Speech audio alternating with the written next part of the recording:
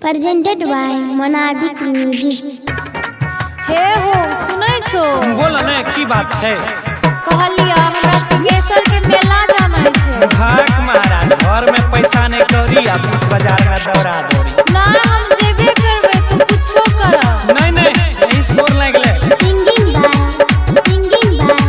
गौरव ठाकुर। ममता माही सुनो ने नाक वाला नथिया रे कान के कनवालिया नाक वाला नथिया रे कान के कनवालिया रे कान के कनवालिया दिलाई दा हो राजा जी हाँ दिलाई दा हो सैया जी कि हमरा सिंहेश्वर के मेला घुमाई दाई राजा जी कि हमरा भोले बाबा के दर्शन कराई दाई सैया जी।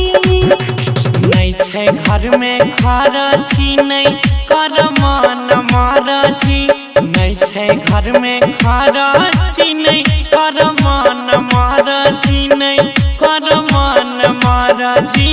के न घुमैया है रानी के न घुमैया है त तोरा सिंहेश्वर के मेलावा के न घुमैया है त बोला भोले बाबा के दर्शन के न करैया है। ना उ सब हम नहीं बुझबा बुझबो न त पैसा कहां से छै। हमरा भोले बाबा के दर्शन कराई दाई सैया जी। बोला भोले बाबा के दर्शन के न करैया है।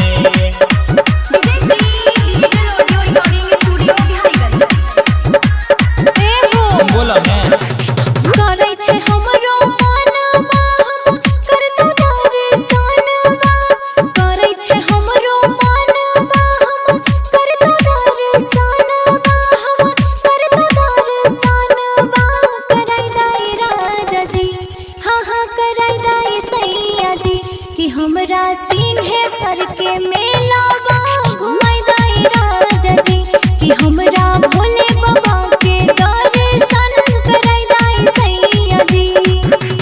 लागई बड़ी भीड़ तनी धर दिल में धीर है।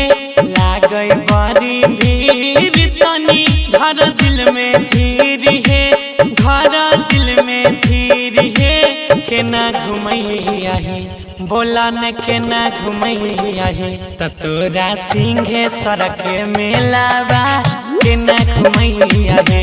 हे धनिया भोले बाबा के दर्शन के न करैया है।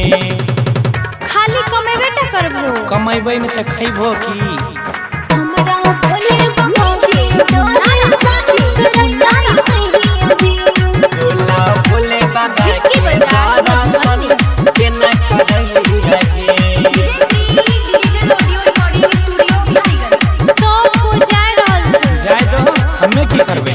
जाय छै बड़की गोतनी आरो संग में छोटकी नानादी जाय छै बड़की गोतनी आरो संग में छोटकी नानादी आरो संग में छोटकी नानादी धराई दाई राजा जी हाँ धराई दाई सैया जी कि हमरा सोनुआ के संगवा धराई दाई राजा जी त देवरा गौरव के संगवा धराई दाई सैया जी।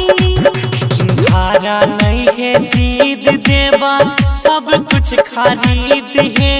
धारा नहीं है जीत देवा सब कुछ खरीद है सब कुछ खरीद है। तोरा घुमई बाहे रानी तोरा घुमई बाहे तय खुन साँझ के बेला में मेला बा तोरा घुमई बाहे तो हमें अपने संग में लाई जाए के झूला झूलाई बाहे। बुझ गलो बात के।